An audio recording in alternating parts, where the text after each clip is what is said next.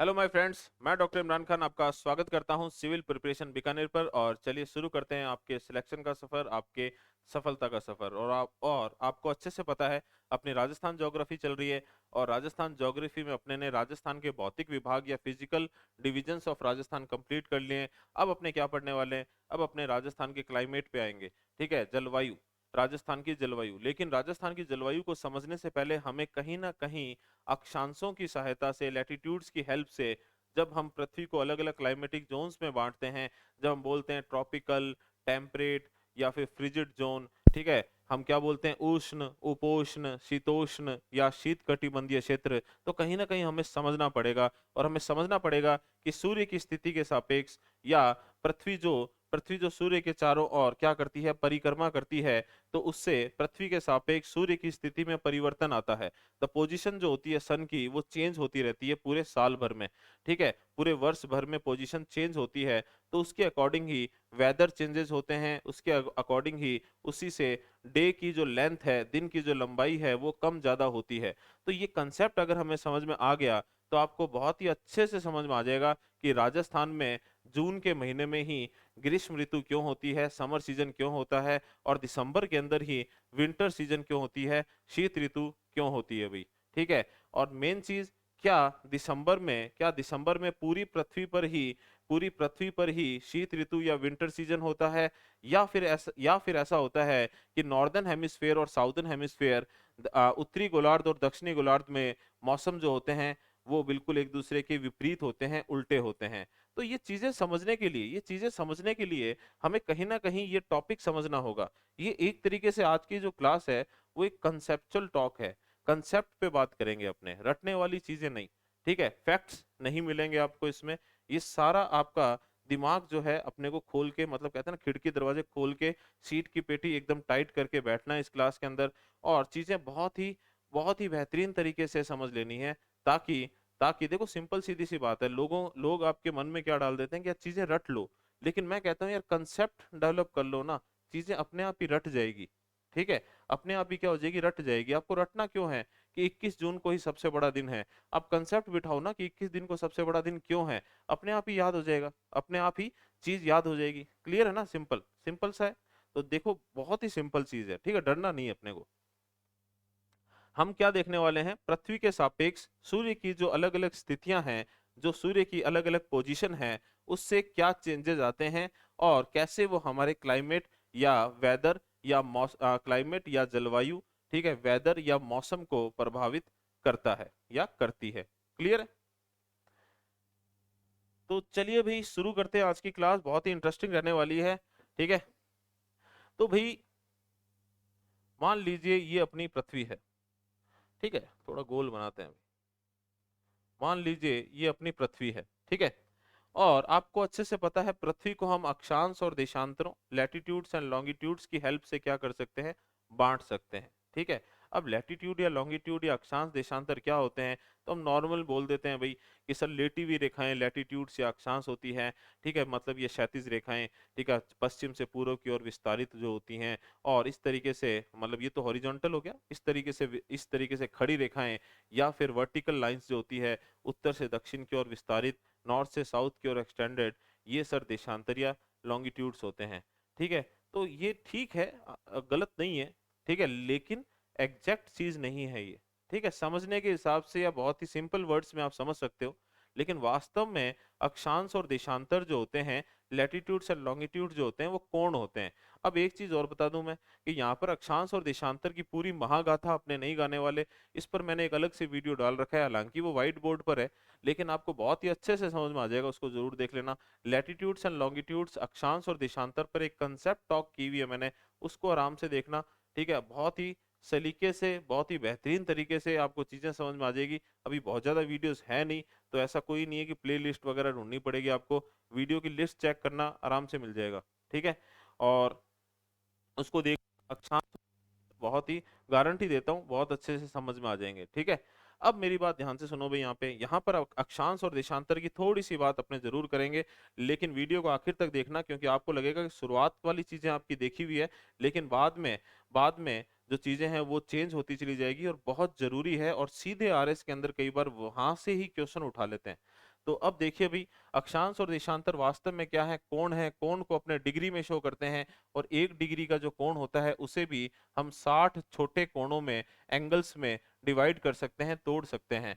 और इसे हम क्या कहते हैं, इसे हम मिनट कहते हैं। ठीक है, क्या कहते हैं, मिनट कहते हैं।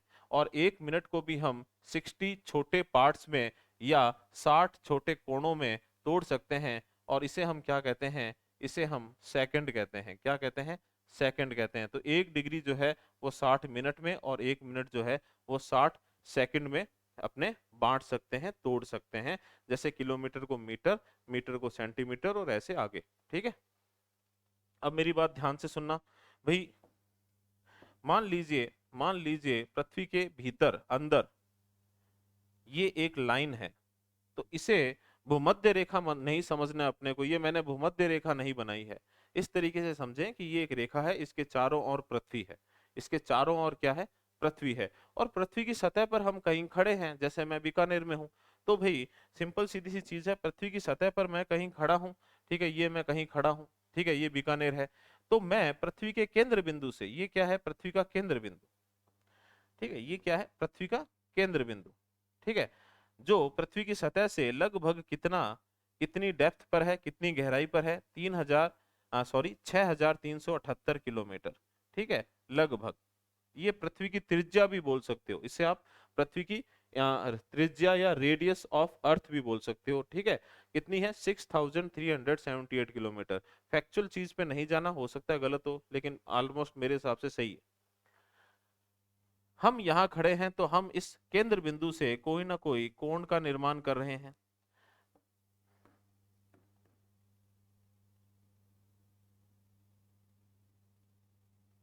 हम इस पृथ्वी के केंद्र बिंदु से कोई ना कोई कोण का निर्माण कर रहे हैं। देखिए, थोड़ा समझाता हूं आपको मैं। ठीक है, ये मान लीजिए ये वो रेखा है, ये केंद्र बिंदु है, ये चारों ओर पृथ्वी है, ये सराउंडिंग में क्या, अर्थ है। और यहाँ हम पृथ्वी की सतह पर कहीं खड़े हैं। तो हम इससे कोई ना कोई एंगल बना रहे हैं। इस सेंटर पॉइंट से, पृथ्वी के केंद्र बिंदु से कोई ना कोई एंगल बना रहे हैं। और ठीक है, और इस एंगल का, सॉरी, इस एंगल का कोई ना कोई मान होगा। ठीक है, मेजरमेंट होगा। ठीक है, मान होगा, इसका कोई ना कोई मेजरमेंट होगा। यही अक्षांश है। तो आपसे पूछ ले कि आप कितने डिग्री अक्षांश पे खड़े हो, तो सिंपल सीधी सी बात है, आप कितने डिग्री अक्षांश पे खड़े हो, जितना आप पृथ्वी के केंद्र से आप एंगल या कोण का निर्माण कर रहे हो। तो ये क्या हो गया, लैटिट्यूड या अक्षांश हो गया। क्लियर है,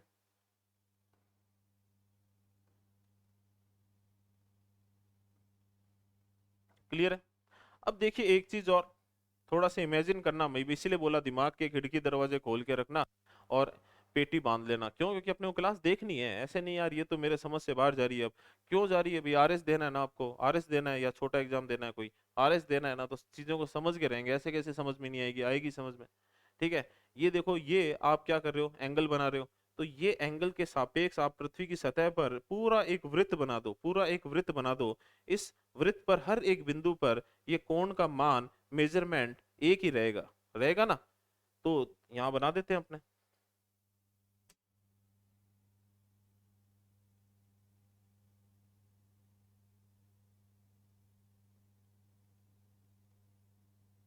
ये क्या बन गया, ये लैटिट्यूडनल, ये लैटिट्यूडनल एंगल, सॉरी, सर्कल बन गया। क्या बन गया, सर्कल बन गया। ठीक है, या आप इसे बोलो अक्षांशीय वृत्त बन गया। ये क्या बन गया, अक्षांशीय वृत्त बन गया। अब देखो भाई, सिंपल सीधी सी चीज है। जब आप पृथ्वी को सामने से देखते हो, ठीक है, या आप ग्लोब की जगह पूरे नक्शे को देखते हो, तो यही वृत्त आपको एक सीधी रेखा के रूप में दिखाई देता है। तो तब यही वृत्त क्या हो जाता है, ये अक्षांशीय रेखा हो जाती है, लैटिट्यूडनल लाइन हो जाती है। क्लियर है। और ऐसा ही एक लैटिट्यूडनल सर्कल यहाँ 0 डिग्री पर भी बनेगा। तो ये मान लीजिए पृथ्वी की सतह पर एक वृत्त बना है 0 डिग्री पर, केंद्र बिंदु से कितने डिग्री पर, 0 डिग्री पर। ठीक है, ये जो वृत्त है ये है 0 डिग्री का। अब सिंपल सीधी सी चीज है, अभी पृथ्वी एक बहुत बड़ा गोला है, और इसको 37 तल में हॉरिजॉन्टली आप कौन से तल में काटोगे कि दो बराबर भागों में बंट जाए। तो आप कहोगे कि सर मैं बिल्कुल बीच में से काटूंगा। बीच में से काटोगे ना, तो किसी भी गोले को, किसी भी स्फेयर को अपने जिस सर्कल के एक्सिस में काट कर दो इक्वल पार्ट में डिवाइड कर सकते हैं, उसे उसका ग्रेटर सर्कल कहते हैं। क्या कहते हैं? वृहत वृत्त कहते हैं। तो ये अक्षांशों में, ये जो 0 डिग्री पर जो वृत्त बनेगा, ये अक्षांशों में क्या होगा? वृहत वृत्त होगा। लैटिट्यूड्स में ये वृहत वृत्त होगा। ठीक है, किसका? पृथ्वी का। और इसे आप ग्रेटर सर्कल भी बोल सकते हो। क्या बोल सकते हो? ग्रेटर सर्कल भी बोल सकते हो। क्लियर है? क्लियर है बात? ठीक है। और इसे ही आप क्या बोलते हो? इसे ही आप इक्वेटर या भूमध्य रेखा कहते हो। इसे ही आप क्या कहते हो? इक्वेटर या भूमध्य रेखा कहते हो। क्लियर है? बात आ गई समझ में? अब आप कह सकते हो कि ये जो भूमध्य रेखा है या इक्वेटर है या ये जो वृत्त है, ये पृथ्वी को दो बराबर भागों में बांट देता है। ठीक है, इससे उत्तर का भाग, इसके नॉर्थ का भाग उत्तरी उत्तरी गोलार्ध है, नॉर्दर्न हेमिस्फेयर, नॉर्दर्न हेमिस्फेयर। और इसके दक्षिण का भाग जो है वो दक्षिणी गोलार्ध है, साउदर्न हेमिस्फेयर, साउदर्न हेमिस्फेयर। चलिए भाई, क्लियर है? क्लियर है बात एकदम? ठीक है। उत्तरी गोलार्ध के जितने भी अक्षांश होंगे वो सारे के सारे उत्तरी अक्षांश होंगे या नॉर्दर्न लैटिट्यूड्स होंगे, नॉर्दर्न लैटिट्यूड्स होंगे। और दक्षिणी गोलार्ध के या साउदर्न हेमिस्फेयर के जितने भी अक्षांश होंगे वो सारे दक्षिणी अक्षांश होंगे या साउदर्न लैटिट्यूड्स होंगे। ठीक है, तो ये तो हो गई लैटिट्यूड्स की बात, अक्षांश की बात। अब आप कहोगे सर अब ये अच्छा ये कितने होते हैं, इस पे नहीं जा रहे, क्योंकि अपना मेन टॉपिक क्या था अभी पहले ही बता दूं आपको मैं। ठीक है, कोई डाउट हो तो कमेंट सेक्शन में पूछना, नेक्स्ट वीडियो एक पूरा अलग वीडियो बना के क्लियर कर दूंगा। या फिर आप, मैंने पहले ही बोल दिया, अक्षांश और देशांतर पर बहुत ही डिटेल में शानदार वीडियो पड़ा अपना एक, जो मुझे खुद को पर्सनली बहुत अच्छा लगता है, वो देखना आप। ठीक है, आपको खुद को मजे आ जाएंगे। अपने को सन की पोजीशन के अर्थ के सापेक्ष सन की पोजीशन या उसकी स्थिति का अवलोकन करना है, समझना है। और उससे कैसे मौसम परिवर्तन होंगे, दिन और रात की लंबाई में परिवर्तन होगा, ये समझना है। क्लियर है? अब बात करते हैं कि देशांतर क्या होते हैं। तो लगे हाथ आपको थोड़ा सा देशांतर के बारे में बता देता हूँ कि ये जो बिंदु है ये कहीं ना कहीं लॉन्गिट्यूड, किसी लॉन्गिट्यूड या देशांतर पर भी होगा ही होगा। तो मान लीजिए इससे जो देशांतर गुजर रहा है, इससे जो देशांतर गुजर रहा है, ठीक है, तो देशांतर क्या होते हैं? अर्धवृत्त होते हैं, बेसिकली सेमी सर्कल्स होते हैं। और ये अक्षांश जो होंगे वो तो एक दूसरे के समानांतर रेखाएं बनती है, जो इमेजिनरी लाइंस अपने कहते हैं वो एक दूसरे के पैरेलल बनती हैं। लेकिन ये क्या होती हैं? ये जो देशांतर या लॉन्गिट्यूड्स जो होते हैं ये पोल पर जाकर एक दूसरे से मिल जाते हैं। जैसे फॉर एग्जांपल ये क्या है, कोई लॉन्गिट्यूड या देशांतर है जो इस बिंदु से गुजर रहा है। और मान लीजिए ये जो है वो 0 डिग्री लॉन्गिट्यूड है। ये क्या है? 0 डिग्री लॉन्गिट्यूड है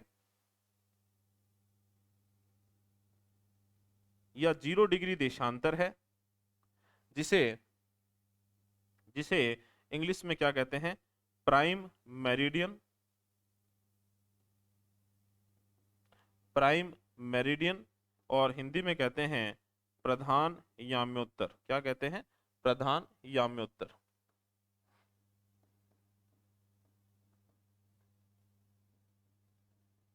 ठीक है।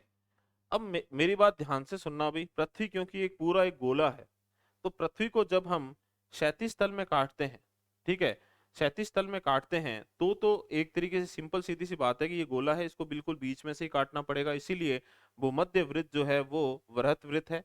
लेकिन जब आप इस तरीके से ऊर्ध्वाधर तल में काटते हो, ठीक है, इस तरीके से वर्टिकल तल में पूरे गोले को काटते हो, ठीक है, जैसे ही मान लीजिए ये पृथ्वी है, ठीक है, इसको अपने इस तरीके से काटें तो भी ये दो बराबर भागों में बटेगी। ठीक है, और थोड़ा सा इमेजिन करके देख लो, बहुत ज्यादा मुश्किल चीज नहीं है। ये आपके सामने गोला पड़ा है, आपने ऐसे काटा दो बराबर भाग, आपने ऐसे काटा दो बराबर भाग, आपने तिरछा काटा फिर से दो बराबर भाग, अगर आप बिल्कुल बीच में से काट रहे हो तो। ठीक है, इसके लिए इस वजह से जितने भी देशांतर है, ठीक है, ऑल लॉन्गिट्यूड्स, जितने भी देशांतर है वो सारे के सारे वृहत वृत्त होते हैं। ठीक है, अक्षांश या लैटिट्यूड्स में तो केवल इक्वेटर वाला ही होता है, इसमें सारे ही वृहत वृत्त होते हैं। ठीक है, वृहत वृत्त होते हैं। और या फिर सारे के सारे ग्रेटर सर्कल होते हैं। तो अब बात आई थी कि 0 डिग्री किसको माने, तो 1800 1884 में, ठीक है, royal observatory London, royal observatory कहाँ, लंदन में, ये डिसाइड किया गया कि लंदन में ग्रीनविच जो कस्बा है उससे गुजरने वाली इमेजिनरी लाइन को मान लिया उन्होंने कि यहाँ से एक लाइन जा रही है, ठीक है, वहीं बैठे थे वो, तो यहाँ से एक लाइन जा रही है और इसी को हम क्या मान लेते हैं, 0 डिग्री लॉन्गिट्यूड मान लेते हैं। कब माना है इन्होंने, 1884 में। इसीलिए इस प्राइम मेरिडियन या प्रधान याम्योत्तर को आप ग्रीनविच लाइन भी बोलते हो ना भाई, तो समझ आया क्यों बोलते हो। तो मान लीजिए ये है वो लंदन के ग्रीनविच कस्बे से गुजरने वाला देशांतर। ये देशांतर देखो भूमध्य वृत्त को या इक्वेटर सर्कल को, इक्वेटोरियल सर्कल को कहीं ना कहीं क्या करेगा, काटेगा।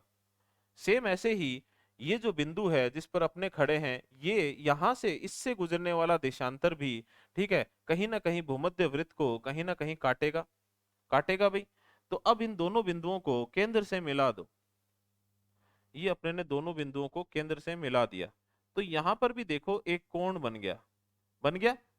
तो सीधी सी सिंपल सी बात है, भूमध्य रेखा पर या भूमध्य रेखा पर, ठीक है, भूमध्य रेखा पर ये जो 0 डिग्री देशांतर है, इसके इसके सॉरी ईस्ट में, पूर्व में या पश्चिम में जो कोण बनता है, जो कोण बनता है उसे देशांतर कहते हैं या लॉन्गिट्यूड कहते हैं। तो ये जो कोण बना ये क्या है, ये लॉन्गिट्यूड है या देशांतर है। तो समझ गए कि कैसे देशांतर भी अक्षांश की तरह कोण है। थोड़ा सा समझना कॉम्प्लेक्स है, लेकिन अब आप इसको डायग्राम को 3D वे में देखो, 3D की नजर से देखो, सारा कुछ समझ में आ जाएगा आपको। क्लियर है। तो आई होप ये चीज अच्छे से समझ में आ गई कि अक्षांश क्या होते हैं और देशांतर क्या होते हैं, ठीक है। और एक सिंपल सी चीज और कि ये 0 डिग्री देशांतर अपने ने माना है, ये तो देखो इसके अलावा कोई हो नहीं सकता, ये हमने 1884 में डिसाइड किया था। और इसके इसके ईस्ट में, पूर्व में जो पृथ्वी है वो क्या कहलाएगी, वो पूर्वी गोलार्ध कहलाएगी। क्या कहलाएगी, पूर्वी गोलार्ध कहलाएगी या ईस्टर्न हेमिस्फेयर कहलाएगी। और इसमें जितने भी लॉन्गिट्यूड्स होंगे वो सारे के सारे ईस्टर्न लॉन्गिट्यूड या पूर्वी देशांतर कहलाएंगे।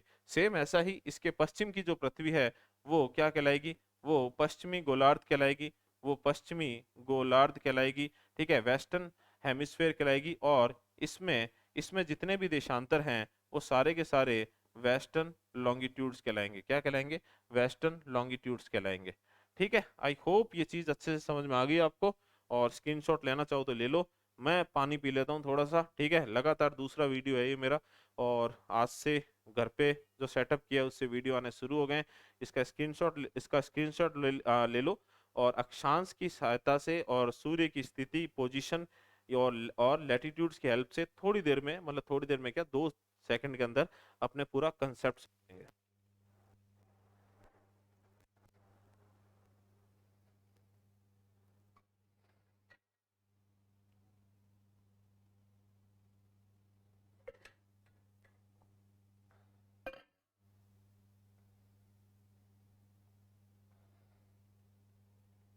क्लियर है, चलें आगे, समझे। तो अब अपने को सारा ध्यान है ना अक्षांश या लैटिट्यूड्स पे लगाना है, ठीक है। तो भाई सिंपल सीधी सी चीज है, ये अपनी पृथ्वी मान लो, ठीक है, ये अपनी पृथ्वी है और इस पर अपने को कुछ स्पेसिफिक अक्षांशों की बात करनी है। तो ये अब मैं जो लाइन बनाई ना ये पृथ्वी की सतह पर है, ठीक है, ये मान लो पृथ्वी की सतह पर है। तो ये है अपना 0 डिग्री, कितना है, 0 डिग्री भूमध्य रेखा। इसके उत्तर में, मैंने अभी थोड़ी देर पहले कहा, इसके उत्तर में जितने भी अक्षांश होंगे, ठीक है, वो सारे के सारे उत्तरी अक्षांश या नॉर्दर्न लैटिट्यूड्स होंगे। तो मान लो ये है 23.5 डिग्री, कितना, 23.5 डिग्री, ठीक है। इस पर केवल एन लगा रहा हूं मैं, एन से मतलब नॉर्दर्न लैटिट्यूड या उत्तरी अक्षांश। और उसके बाद में ये जो है अगला, ये है 66.5 डिग्री, कितना है, 66.5 डिग्री उत्तरी अक्षांश या नॉर्दर्न लैटिट्यूड। और ये हो गया 90 डिग्री नॉर्थ। और दक्षिण में सेम ऐसे ही ये हो गया 23.5 डिग्री, ठीक है, दक्षिणी अक्षांश या साउदर्न लैटिट्यूड। और ये हो गया 66.5 डिग्री, 66.5 डिग्री, ठीक है, दक्षिणी ठीक है, दक्षिणी अक्षांश या साउदर्न लैटिट्यूड, और ये वही सेम ऐसे 90 डिग्री दक्षिणी अक्षांश या साउदर्न लैटिट्यूड। क्लियर है? क्लियर है एकदम? ठीक है, कोई दिक्कत तो नहीं?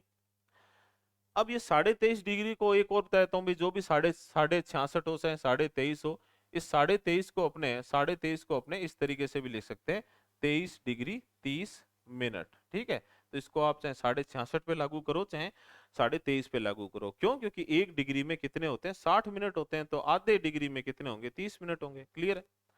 अब मेरी बात ध्यान से सुनना भाई, थोड़ा सा अपने को देखना पड़ेगा पृथ्वी को। देखो भाई, सिंपल सीधी सी चीज है यार, कि पृथ्वी पर कोई सीधा नहीं है, सारे टेढ़े लोग हैं अपने। ठीक है, कोई सीधा नहीं है। ठीक है, तो अपने सारे टेढ़े क्यों हैं? क्योंकि पृथ्वी खुद जो है वो क्या है भाई? वो क्या है? वो खुद टेढ़ी है। इस तरीके से पृथ्वी जो है वो ऐसे सीधी ना होकर, देखो ऐसे होती तो सीधी होती, लेकिन पृथ्वी अगर ऐसे सीधी होती तो यूं क्या कर रही होती? अपने अक्ष पर क्या कर रही होती? रोटेट कर रही होती, घूर्णन कर रही होती, और सूर्य के चारों ओर जो है वो परिक्रमा या जो भी इसका रिवोल्यूशन है वो कर रही होती। लेकिन यूं सीधी ना रहकर ये क्या करती है? यूं थोड़ी सी झुकी हुई है पूर्व की ओर, ईस्ट की ओर। ठीक है, तो पहली बात तो ये झुकी हुई है।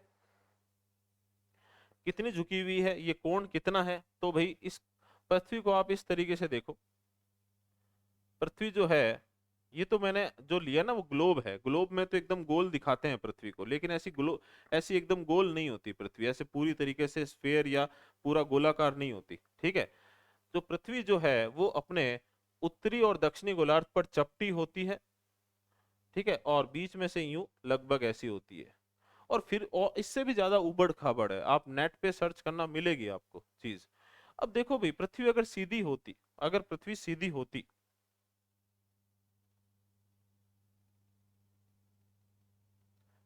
ठीक है, तो कहीं ना कहीं पृथ्वी का जो अक्ष है वो इस तरीके से होता,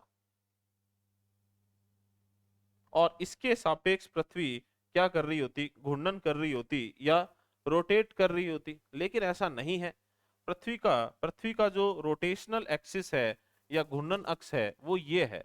ठीक है, लगभग बनाने की कोशिश कर रहा हूं भी मैं, समझ जाना आप। ठीक है, और पृथ्वी इस अक्ष के सापेक्ष जो है वो रोटेट करती है, ना कि इसके सापेक्ष।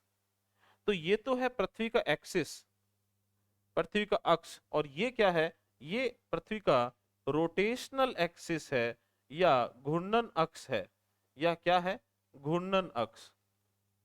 तो पृथ्वी का जो घूर्णन अक्ष है वो पृथ्वी के स्वयं के एक्सिस से पूर्व में कितने डिग्री पर झुका हुआ है? तो इससे दूर कितना? 23.5 डिग्री पर झुका हुआ है। कितना? 23.5 डिग्री पर। अब एक सिंपल सी चीज और, ये जो है ये मान लीजिए पृथ्वी का क्या है? ये पृथ्वी का परिक्रमा वाला कक्ष है, या रिवोल्यूशनरी एक्सिस है।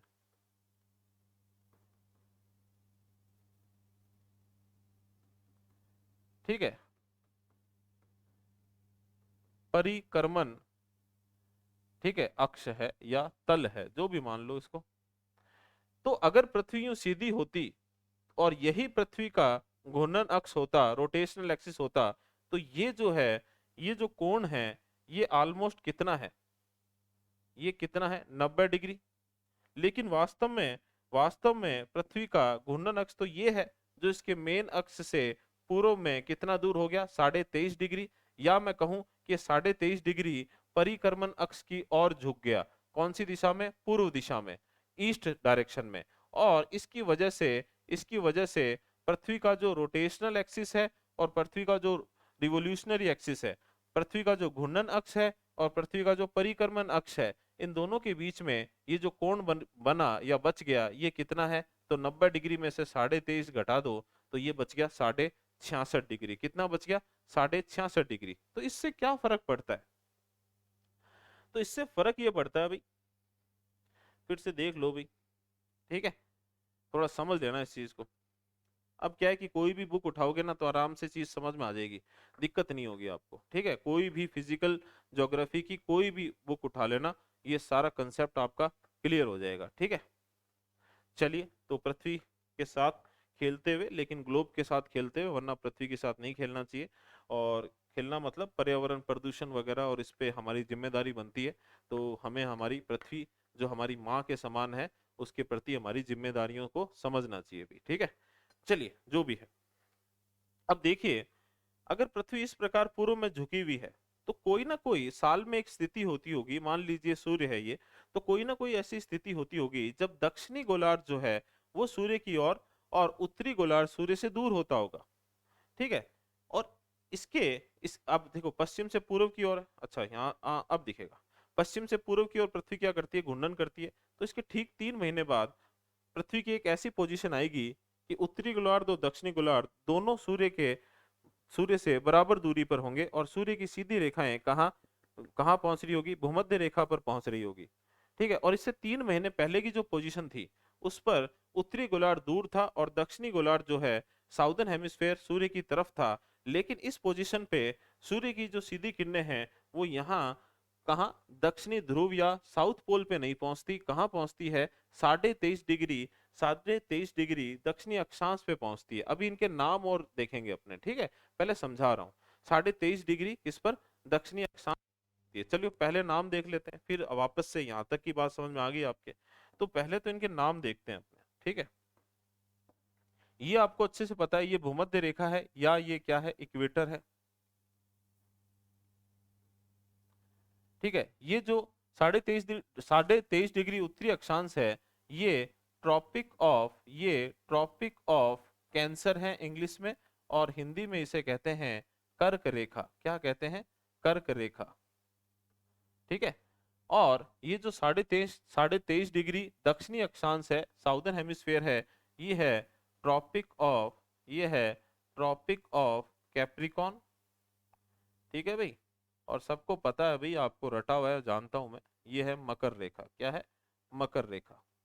66.5 डिग्री उत्तरी अक्षांश जो है ये क्या है, तो ये है एंटार्क्टिक। ये है एंटार्क्टिक, सॉरी सॉरी, ये गलत बोल गया मैं। ठीक है, ये है आर्कटिक।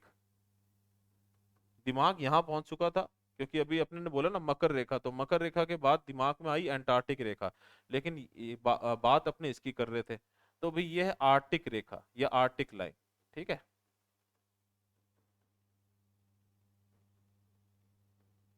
और ये जो 66.5 डिग्री दक्षिणी अक्षांश है या साउदर्न लैटिट्यूड है, ये क्या है, ये एंटार्क्टिक रेखा है। क्या है, एंटार्क्टिक रेखा है।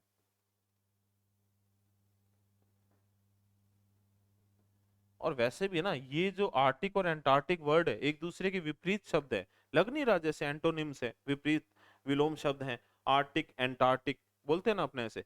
तो भाई ये आर्टिक का मतलब होता है ध्रुवीय भालू, दक्षिणी ध्रुव पर ध्रुवीय भालू मिलता है, पोलर बियर मिलता है। दक्षिणी गोलार्ध में या मैं कहूं दक्षिणी ध्रुव पर ध्रुवीय भालू नहीं मिलता, इसलिए ये इसका उल्टा एंटार्क्टिक है, यहाँ पर पेंगुइन मिलती है। उत्तरी गोलार्ध में उत्तरी ध्रुव की ओर ध्रुवीय भालू पोलर बियर, पेंगुइन नहीं होती वहां पे। दक्षिणी गोलार्ध में साउथ पोल पर क्या मिलती है, पेंगुइन मिलती है, यहाँ पे ध्रुवीय भालू नहीं होता। क्लियर है, और ये हो गया अपना नॉर्थ पोल या उत्तरी ध्रुव, और ये हो गया अपना साउथ पोल या दक्षिणी ध्रुव।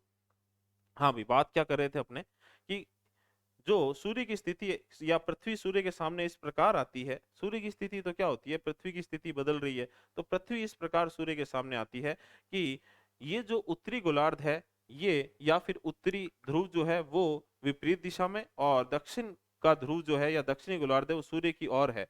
तो सूर्य की सीधी किरणें कहाँ पहुंच रही होगी ऐसी स्थिति में, तो सूर्य की सीधी किरणें यहाँ मकर रेखा पर पहुंच रही होगी।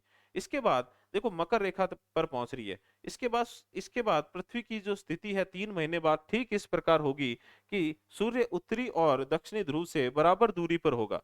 इसका मतलब जो मकर रेखा पर सूर्य की सीधी किरणें हैं वो सीधी किरणों का विस्थापन धीरे धीरे कहाँ, भूमध्य रेखा की ओर होगा। कहाँ होगा, भूमध्य रेखा की ओर होगा, या मैं कहूं कि सन की पोजीशन जो है वास्तव में पृथ्वी की पोजीशन बदल रही है, लेकिन फिर अपने बोलते यह है सूर्य की स्थिति, जैसे सूर्य उगता है सूर्य डूबता है, वास्तव में तो पृथ्वी घूर्णन कर रही है, कहते हैं ना अपने वैसे ही।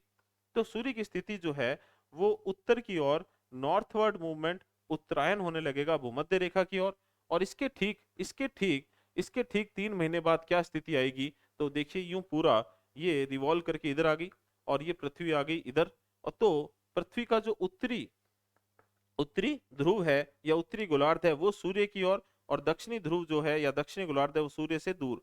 तो ऐसी स्थिति में सूर्य की सीधी किरणें कहाँ पहुंच रही होगी? तो इक्वेटर से सूर्य की सीधी किरणों की स्थिति कहाँ आ जाएगी? कर्क रेखा पर। कहाँ आ जाएगी? कर्क रेखा पर। और इसके ठीक 3 महीने बाद वापस से एक पोजीशन आएगी जिस पर सूर्य वापस से वो मध्य रेखा पर सीधा चमक रहा होगा और पृथ्वी के उत्तरी और दक्षिणी ध्रुव सूर्य से बराबर स्थिति पर होंगे, इक्वल दूरी पर होंगे। ठीक है, आगे बात समझ में? तो सिंपल सीधी सी बात है भाई, अगर पृथ्वी इस प्रकार झुकी हुई ना होती और पृथ्वी सीधी सीधी होती और पृथ्वी के और सन के सूर्य के चारों ओर परिक्रमा कर रही होती तो हमारे कोई दिक्कत ही नहीं आती। ठीक है, सूर्य की एक जैसी स्थिति बनी रहती। लेकिन पृथ्वी का ये झुकाव हो गया, कितना कितना हो गया? खुद के तल से 23.5 डिग्री पूर्व की ओर। किसकी ओर हो गया? परिक्रमण या रिवोल्यूशनरी एक्सिस की ओर हो गया, जिसकी वजह से ये जो रोटेशन एक्सिस और जो रिवोल्यूशन एक्सिस है, ठीक है, ये जो घूर्णन अक्ष है और ये जो परिक्रमण अक्ष है, इनके बीच में 66.5 डिग्री का कोण हो गया। तो ये जो कोणीय स्थिति बनती है और पृथ्वी साथ साथ सूर्य के चारों ओर क्या करती है? रिवॉल्व करती है, परिक्रमा करती है। तो पूरे साल भर सूर्य की स्थिति में चेंज होते रहते हैं। वो चेंज अपने देखते हैं कौन से चेंज है, तो भाई ध्यान से देख लेना आप।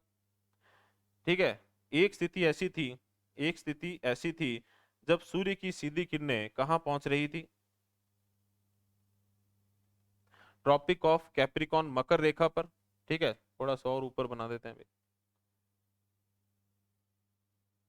ठीक है, तो ये हो गया अपना सूर्य। और ये कौन सी तारीख को होता है? तो इस दिन तारीख होती है 22 दिसंबर। क्या होती है? 22 दिसंबर। तो अब इस पर क्या क्वेश्चन बनेंगे, सुन लेना, आरएस में सीधा सीधा पूछ लेते हैं। 22 दिसंबर की स्थिति को क्या कहते हैं? अब ये जितनी भी स्थितियां मैं बनाऊंगा इनका आंसर हमें उत्तरी गोलार्ध को मान के देना है। कैसे? या फिर आप समझ लो आप कहाँ हो? राजस्थान में। तो राजस्थान में हो, बीकानेर में हो, कहीं भी हो, राजस्थान के हिसाब से दे देना। कैसे?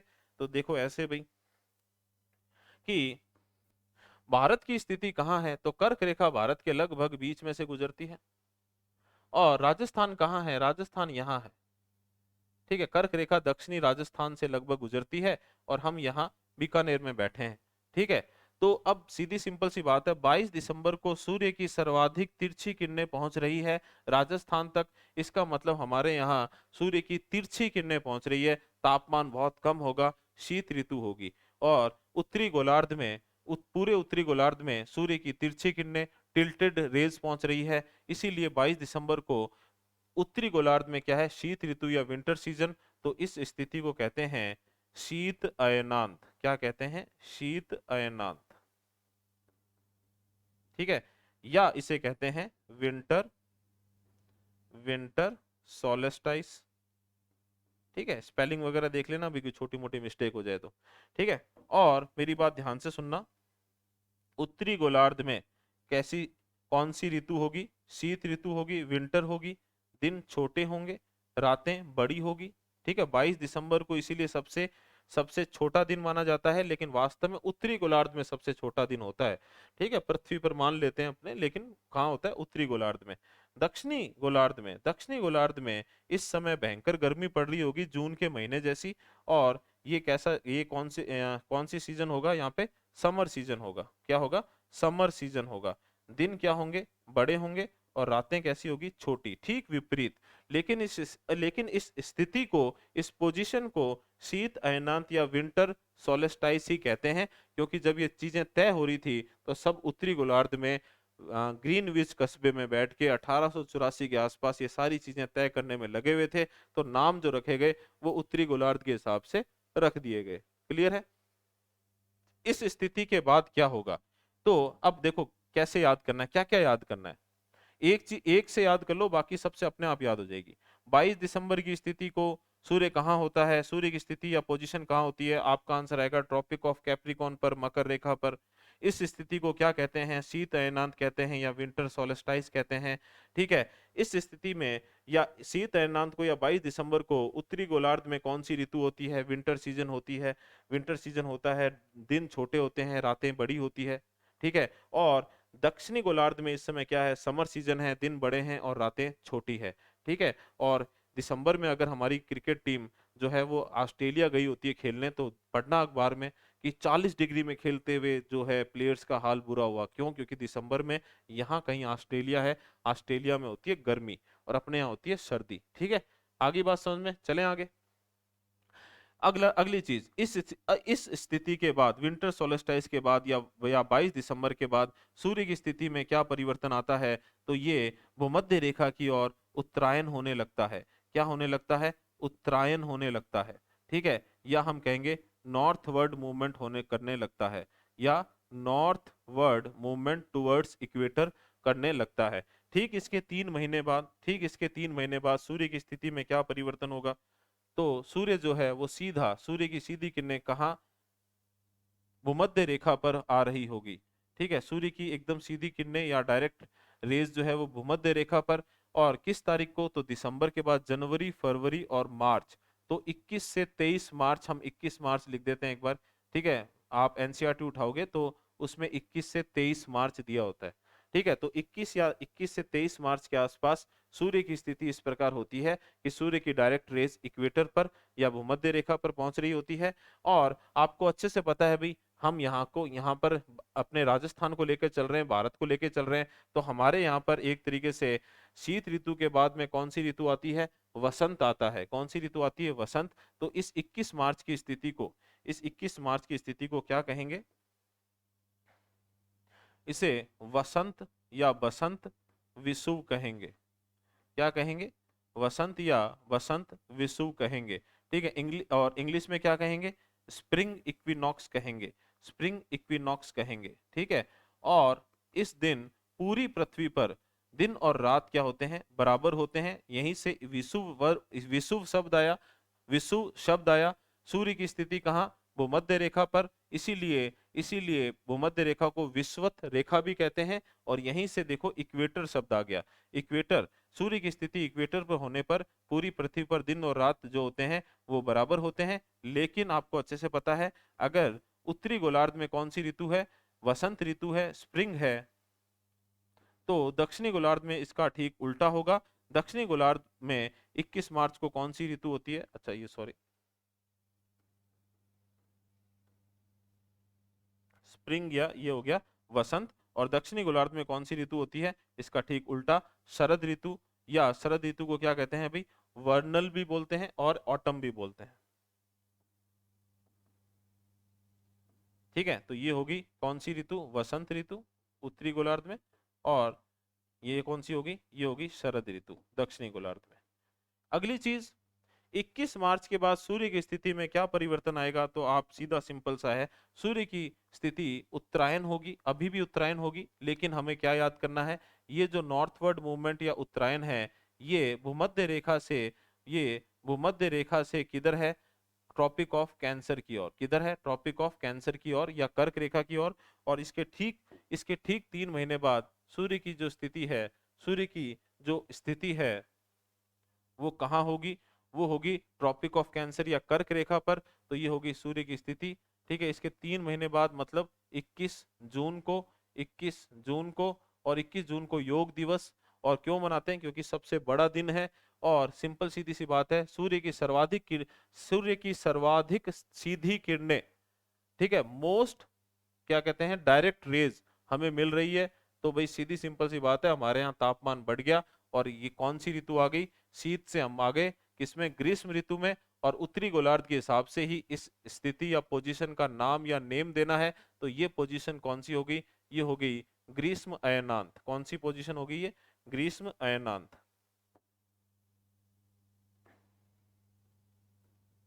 ठीक है, ये होगी ग्रीष्म अयनांत। ठीक है, और सीधी सिंपल सी बात है, इंग्लिश में क्या कहेंगे? Summer summer solstice. ठीक है, और नॉर्दर्न हेमिस्फेयर में, ठीक है, नॉर्दर्न हेमिस्फेयर में कौन सी ऋतु होगी? ग्रीष्म ऋतु या समर सीजन होगा। ग्रीष्म ऋतु या समर सीजन होगा। दिन कैसे होंगे? बड़े होंगे। रातें कैसी होगी? छोटी होगी। और साउदर्न हेमिस्फेयर में क्या होगी? शीत ऋतु होगी। शीत ऋतु होगी। ठीक है, दिन कैसे होंगे? छोटे होंगी। रातें कैसी होगी? बड़ी होगी। ठीक है, इसीलिए कई बार क्वेश्चन आ जाता है कि भाई गर्मियों में क्रिसमस कहाँ बनाते हैं? तो गर्मियों में क्रिसमस मतलब 25 दिसंबर को ही आएगा क्रिसमस, तो जून में तो आने से रहा। तो भाई लेकिन हम देखेंगे कि 25 दिसंबर के आसपास ऑस्ट्रेलिया में, ठीक है, और पूरी दुनिया में, ठीक है, उसमें कोई चेंज नहीं होने वाला। लेकिन 25 दिसंबर को ऑस्ट्रेलिया में गर्मी होती है। उत्तरी गोलार्ध में, चाहे वो आप यूएसए की बात कर लो, अमेरिका की बात कर लो, यूरोप की बात कर लो, चाहे अपने भारत की बात कर लो, अपने यहाँ क्या होती है, शीत ऋतु होती है। ठीक है, तो ये इस तरीके से आप अच्छे से समझ सकते हो। क्लियर है? तो आगे बात समझ में, अगर आपको ये याद है तो ये भी ऑटोमेटिकली याद हो जाएगा, इसका उल्टा है ये, और कुछ नहीं है। कैसे? 21 जून की स्थिति को क्या कहते हैं? ग्रीष्म अयनांत कहते हैं, समर सोल्स्टिस कहते हैं। सूर्य की स्थिति कहाँ होती है? ट्रॉपिक ऑफ कैंसर या कर्क रेखा पर होती है। उत्तरी गोलार्ध में कौन सी ऋतु होती है? समर सीजन या ग्रीष्म ऋतु होती है। दिन बड़े रातें छोटी होती है। दक्षिणी गोलार्ध में कौन सा सीजन या कौन सी ऋतु होती है? शीत ऋतु या फिर विंटर सीजन होता है। दिन छोटे होते हैं, रातें बड़ी होती है। ठीक इस स्थिति के बाद, 21 जून के बाद, ग्रीष्म अयनांत के बाद सूर्य की स्थिति में क्या परिवर्तन आता है? सूर्य की स्थिति दक्षिणायन होने लगती है। किधर होने लगती है? दक्षिणायन होने लगती है। तो ये उत्तरायण हो रही थी, अब होती है दक्षिणायन, या इंग्लिश में क्या बोलेंगे, ये नॉर्थवर्ड था तो अब कहेंगे साउथवर्ड। तो साउथवर्ड कहाँ से कहाँ? 21 जून के बाद सूर्य की स्थिति दक्षिणायन कहाँ से कहाँ होती है? तो ट्रॉपिक ऑफ कैंसर से वापस इक्वेटर की ओर होती है। इसके ठीक 3 महीने बाद, सूर्य कहाँ पहुंच जाएगा? तो भाई सिंपल सीधी सी चीज है, सूर्य पहुंच जाएगा वो मध्य रेखा पर, और एक तारीख आ जाएगी। तारीख कौन सी आएगी? एक सेकंड, थोड़ी सी लाइन मुझे, अच्छा कोई नहीं, आप समझ जाओगे। हाँ, ये थोड़ा सा साउथवर्ड मैंने लिखा ऊपर, और यहाँ अपने ने वो स्थिति लिख दी 22 सितंबर। ठीक है, जून के बाद जुलाई, अगस्त, सितंबर। ठीक है, हिंदी में सितंबर, इंग्लिश में सितंबर। और सीधी सिंपल सी बात है भाई, गर्मियों के बाद हमारे यहाँ शरद ऋतु आती है, और उत्तरी गोलार्ध में, तो इसी के हिसाब से हमें नाम करना है। तो ये अगर वसंत विषुव था तो ये क्या है? शरद विषुव है। ये क्या है? शरद विषुव है। ठीक है, क्लियर है? या इसे इंग्लिश में क्या बोलेंगे? इसे इंग्लिश में बोलेंगे ऑटमनल, या एक नाम और याद रख लेना, वर्नल इक्विनॉक्स। ठीक है, इक्विनॉक्स। पूरी पृथ्वी पर दिन और रात क्या होंगे? बराबर होंगे। मौसम कैसा होगा? सुहाना होगा। यहाँ गर्मी से हम अगर हमारी बात करें, हम गर्मी से सुहाने मौसम की ओर जा रहे हैं। ठीक है, और सिंपल सीधी सी बात है, दक्षिणी गोलार्ध में, सॉरी उत्तरी गोलार्ध में, ठीक है, नॉर्दर्न हेमिस्फेयर में ऑटम होगा, शरद होगा, शरद ऋतु होगी। ठीक है, और दक्षिणी गोलार्ध में क्या होगी? स्प्रिंग होगा, इसका ठीक उल्टा, या मैं कहूँ वसंत होगी। ठीक है, तो ये क्लियर है भाई, समझ गए चीज को? और इसके बाद में सूर्य की स्थिति में क्या परिवर्तन होगा, तो इसको वापस से समझना। 22 सितंबर की स्थिति को क्या कहते हैं? ऑटमनल या वर्नल इक्विनॉक्स या शरद विषुव कहते हैं। 22 सितंबर को दिन और रात पूरी पृथ्वी पर बराबर होते हैं। 22 सितंबर को उत्तरी गोलार्ध में शरद ऋतु होती है, ऑटम सीजन होता है। 22 सितंबर को दक्षिणी गोलार्ध में स्प्रिंग या वसंत होता है। और इस स्थिति के बाद सूर्य वापस से, ठीक है, और ज्यादा दक्षिणायन होगा, वापस से दक्षिणायन होगा। ठीक है, दक्षिणायन होगा, किधर होगा, या इंग्लिश में कहूँ साउथवर्ड मूवमेंट होगा।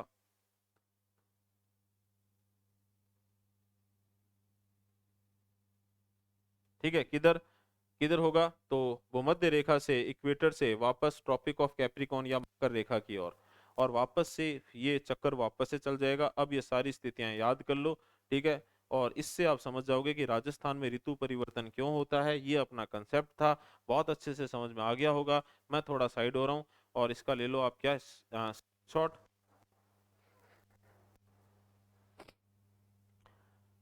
और अगली चीज भाई, ये पीडीएफ जो मैंने बनाई है, या इसकी जो पीडीएफ कहाँ मिलेगी, तो बच्चे पूछते हैं। तो सिंपल सीधा सा ध्यान से सुन लेना। अपने यूट्यूब चैनल का नाम क्या है? Civil preparation Bikaner. ठीक है, और अपने टेलीग्राम चैनल का भी सेम नाम है, सिविल प्रिपरेशन बीकानेर। वहां पर ये पीडीएफ को मिल जाएगी, क्लास की पीडीएफ। और अब थोड़ा सा फ्री हो गया हूँ, तो जो मुझसे बन पड़ेगी वहां पे शेयर कर पाऊँ तो जितना अभी अपने कर रहे हैं वो बहुत है मेरे हिसाब से। ठीक है बहुत नहीं है, करेंगे शेयर, मजाक कर रहा हूँ। ठीक है, तो जो चीज़ें मैं खुद भी, देखिए इस बार का मैंने सोचा है खुद भी आरएस दूंगा मैं, और पूरे मेहनत करके देंगे इस बार। क्योंकि मेरी कमी क्या है कि मैं इंटेलिजेंट हूँ, मेरे से रिवीजन नहीं होता, इस बार रिवीजन करके देंगे, ठीक है। इस बार स्टूडेंट की तरह पढ़ाई करूंगा, हमेशा टीचर की तरह पढ़ाई करता हूँ। टीचर की तरह पढ़ाई करके आरएस नहीं निकल सकता, स्टूडेंट की तरह अगर आप प्रिपेयर करोगे, तैयार करोगे, तो आरएस पक्का निकल जाएगा। लेकिन मैं, मेरी ये जर्नी जो है वो आप लोगों के साथ है इस बार, ठीक है। तो साथ में करेंगे तैयारी, कंसेप्ट क्लियर कराता रहूंगा। चीजें जो आपको लगे कि आपको पूछनी है तो कमेंट बॉक्स है, उसमें पूछ लो। इंस्टा पर मेरी same ID civil preparation Bikaner, Telegram पर पेज है, हालांकि उसमें आप मैसेज नहीं कर सकते, तो आप इंस्टा पर मुझसे संपर्क कर लो या यहाँ कमेंट बॉक्स में मुझसे संपर्क कर लो। आगे बात समझ में। नाम क्या है, तीनों जगह पर सेम नाम है, सिविल प्रिपरेशन बीकानेर। और अब आज की लास्ट चीज, हम अगले वीडियो लेक्चर में बात करेंगे किस पर, राजस्थान के क्लाइमेट या जलवायु पर। तो सिंपल सीधी सी बात है भाई, हमारे जून में गर्मी होती है, क्यों होती है? क्योंकि सूर्य की हमें सर्वाधिक सीधी किरणें मिल रही है। जून के बाद सूर्य दक्षिणायन होने लगता है, सितंबर में हमसे थोड़ा दूर चला जाता है, भूमध्य रेखा पर आ जाता है, तो हमारे यहाँ मौसम सुहाना हो जाता है।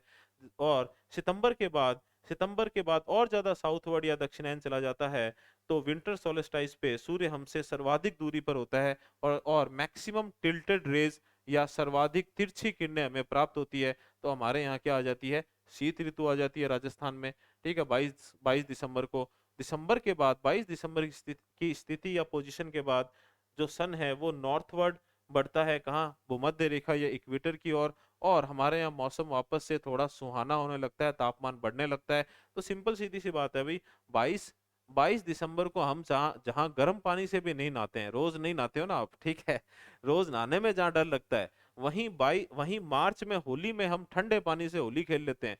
क्यों? क्योंकि सूर्य हमारे पास आ गया है, थोड़ा सा तापमान क्या हो गया है, दिसंबर की तुलना में ज्यादा हो गया है। तो वहीं मार्च के बाद जून तक हमारे सूर्य सबसे पास में आ जाता है और सर्वाधिक सीधी किरणें हमें मिलती है। तो यहाँ पर भयंकर भीषण गर्मी होती है, ठीक है। तो सारा कंसेप्ट समझ में आ गया अब आपको, और इसे राजस्थान से कैसे रिलेट करना है समझ में आ गया आपको। तो बस, अब अगर आपकी ये चीज समझ में आ गई है, तो अब ये चारों स्थितियां, इनमें क्या क्या परिवर्तन, और इस स्थिति के बाद सूर्य की स्थिति में क्या परिवर्तन। फॉर एग्जाम्पल फॉर एग्जाम्पल 22 दिसंबर को शीत अयनांत की स्थिति है, इसके बाद सूर्य की स्थिति में क्या परिवर्तन, उत्तरायण होता है, नॉर्थवर्ड मूवमेंट होता है, किससे किसकी ओर, कैप्रिकॉर्न या मकर रेखा से इक्वेटर या भूमध्य रेखा की ओर। इस तरीके के पॉइंट्स अपनी कॉपी में नोट डाउन कर लो, अपनी कॉपी में या नोट्स में नोट डाउन कर लो, या फिर सीधा सीधा सा है कि ये जो है प्रिंट आउट निकाल लो, तो इसको सीधा सीधा आरएस में आ गया, टिक कर देना, क्वेश्चन गलत नहीं होगा। आई होप चीजें समझ में आ गई, कंसेप्ट क्लियर हो गया। और कहीं ना कहीं आपने देखा होगा, रिलैक्स मोड में थोड़ा और भी बेहतरीन तरीके से पढ़ाएंगे अपने, अब अपने टेंशन फ्री। थोड़ा सा ध्यान रख लेना इस चीज को, डायग्राम को, कोई चीज समझ में ना आए तो ये डायग्राम थोड़ा सा ध्यान से देखना, वापस याद रखना इसको अच्छे से। तो चलिए भाई, मजा आया पढ़ा के, मुझे भी बहुत मजा आया सही में, आज एकदम रिलैक्स मोड में, जो चाहता था ना मैं वो हो गया। अब अपने जो है एकदम जीरो लेवल से आरएस लेवल तक पढ़ेंगे, और बहुत ही बेहतरीन तरीके से पढ़ेंगे। और ये क्लास तो यूपीएससी लेवल पे जो बच्चे तैयारी कर रहे हैं ना, उनके लिए भी है भाई, कंसेप्ट एकदम क्लियर है, ठीक है। तो ये थी आज की कंसेप्चुअल क्लास। कल राजस्थान की ज्योग्राफी से रिलेटेड, राजस्थान का क्लाइमेट या राजस्थान की जलवायु जो है वो अपने बेहतरीन तरीके से समझ लेंगे, ठीक है। और उसमें आप जो थंबनेल है वो देख के अंदाजा लग जाएगा कि जलवायु जो है, अब जो राजस्थान की जलवायु है, अपने 2 पार्ट लेके आएंगे, और 2 पार्ट में क्या क्या चीजें होंगी, थंबनेल से अंदाजा लगा लेना। याद मुझे एक बार आ नहीं रहा क्या है, कल पढ़ाएंगे तब अपने आप डिस्कस होता चला जाएगा। वही नोट्स आपके सामने रखेंगे, ठीक है। और चीजें धीरे धीरे सुधार पे आ रही है, और अच्छे से पढ़ो भाई। और मेरे से जितना बनता है मैं करूंगा आपके लिए, आपसे जितना बनता है अपने लिए कीजिए, मेहनत कीजिए।